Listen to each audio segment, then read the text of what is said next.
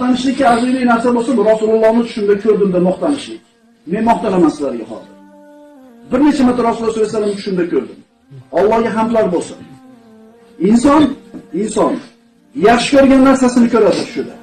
Yaqinda ko'rdim shu tushda. Rasulullohni o'ng tomonida o'tiribman. Ro'paramda Abu Bakr Siddiq, Abu Ubayda ibn al-Jarroh, Ali ibn Abi Talib o'tiribdi.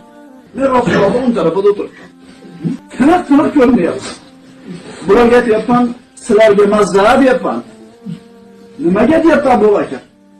Rasululloh sollallohu alayhi vasallam aytganlar: Abu Bakr fil janna, Umar fil janna, Usmon fil janna, Ali fil janna, Abu Ubayda fil janna, Abdurrahmon fil janna. To'g'rimi Rasululloh deyaplar? Bu mazmun shu. Abu Bakr Siddiq, Umar ibn al-Jarroh, Abu Ubayda, Ali ibn Abi Talib, Rasululloh. O mazmun shu.